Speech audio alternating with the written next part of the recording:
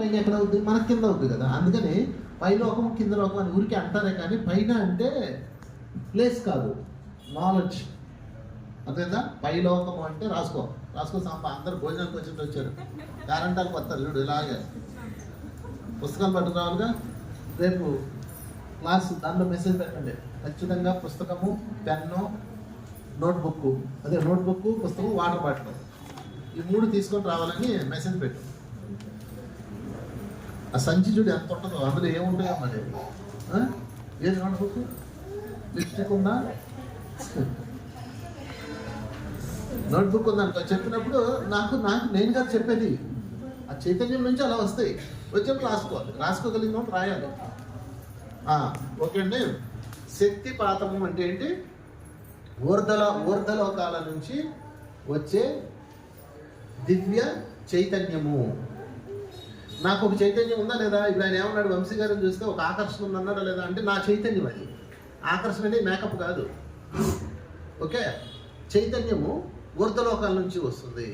అలాగే నాకు ఒకటి ఉన్నట్లే ఊర్ధలోకానికి ఒకటి ఉంటుంది కదా. ఇప్పుడు నాలైట్ వాళ్ళు 100 మంది ఒక చోట ఉన్నారు అనుకోండి. 100 క్యాండిల్స్ ఒక చోట పెడితే ఎంత లైటింగ్ వస్తుంది?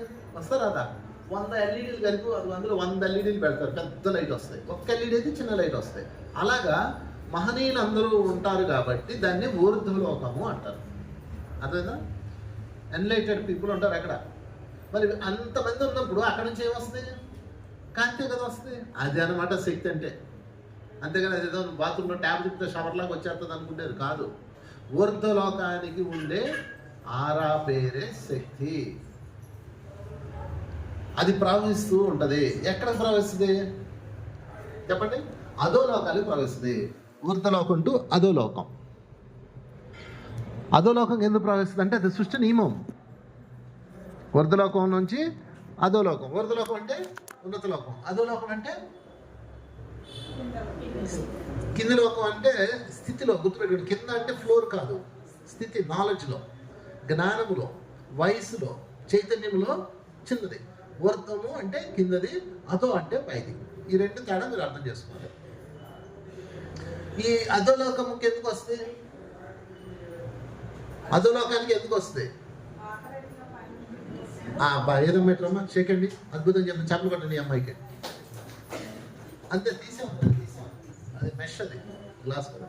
సో వాటరు, నీరు పళ్ళ మెరుగు, నిజం దేవుడు ఎరుగు. అది విశ్వ నియమం. నీరు పళ్ళ మెరగాలి, అది రూల్. అది మీరు నీళ్లు పోయండి. ఇప్పుడు స్లాబ్లు ఎందుకు లీక్ అవుతాయి? దాని రూల్ అది. నువ్వు ఎక్కడ నీకు డౌన్ దొరికితే వెళ్ళిపో అన్నది. వాటర్కి, గంగమ్మకి ఎలాగైతే విశ్వాత్మ నిర్ణయించాడో అలాగే శక్తికి కూడా ఊర్ధలోకం టు అధోలోకం. అర్థమైందా? ఇప్పుడు చెప్పకూడదు. ఊర్ధలోకానికి, అధోలోకానికి. ఈ ఊర్ధము అధో అన్ని చోట్ల ఉంటాయి. అర్థమవుతుందా? ఈ అన్ని చోట్ల ఉంటాయి. ఇప్పుడు ఊర్ధలోకం నుంచి ఏమొస్తుంది అనుకున్నాం? శక్తి వస్తుంది. ఓకే, మరి ఊర్ధలోకానికి ఎక్కడి నుంచి వస్తుంది? ఎవరు చెప్తారు చూద్దాం. ఓకే, అది ఓకే. నేను లోకాల గురించి మాట్లాడుతున్నాను. ఊర్ధలోకానికి ఎక్కడి నుంచి వస్తుంది? ఇది చెప్తే మీరు మాస్టర్ లైక్, నో డౌట్. చెప్పండి, ఎవరు చెప్తారు చూద్దాం. ఊర్ధలోకం నుంచి అధోలోకానికి శక్తి వస్తుంది. మరి ఊర్ధలోకానికి ఎక్కడి నుంచి వస్తుంది? కాదు, మార్చి నుంచి కాదు.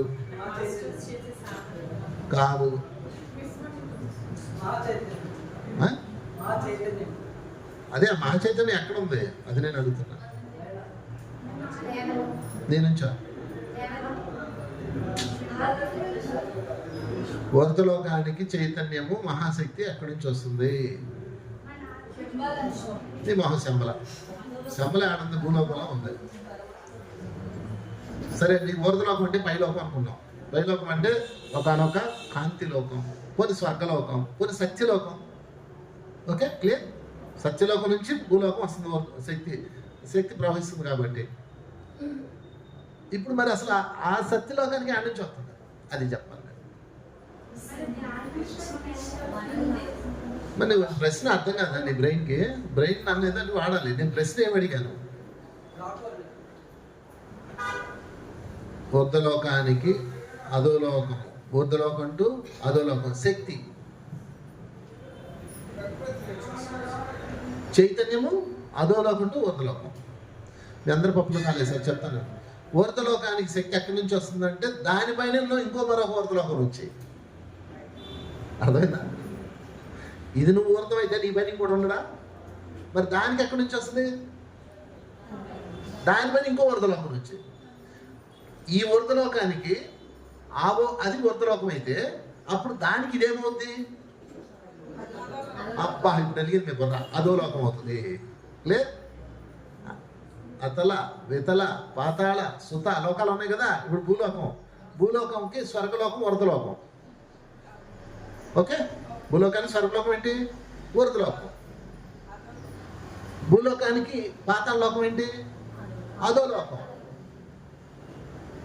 ఓకే, అంటే ఇంకా అప్డేట్ అవ్వలేదు, వాళ్ళు అంత నాలెడ్జ్ లేదు, మనంత లేదు శక్తి అక్కడ అన్నిట్లో చైతన్యం. ఇప్పుడు ఇంకోటి చూద్దాం, చూడండి. అధోలోకానికి మనం ఏమవుతాం? ఊర్ధంగాళ్ళు అవుతాం. మనకి పయ్యోడు ఏమవుతాడు? ఊర్ధం అవుతాడు. పయ్యోడికి మనం ఏమవుతాం?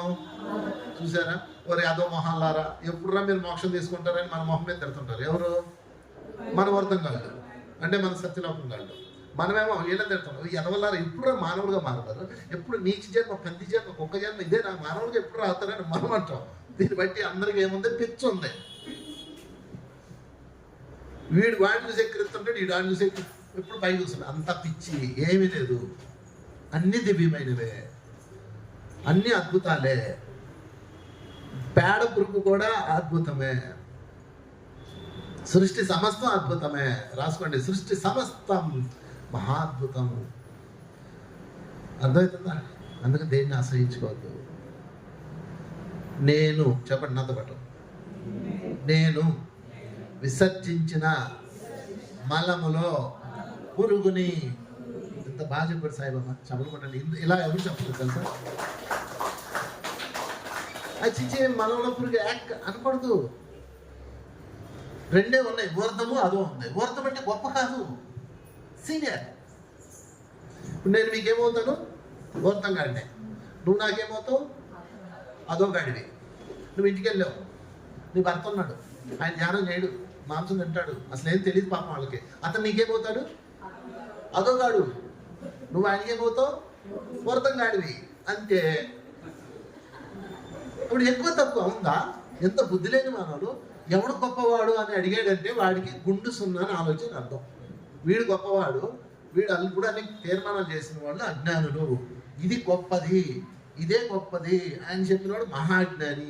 బాబానే గొప్పవాడు అన్నాడు, ఇంకా పెద్ద అజ్ఞాని.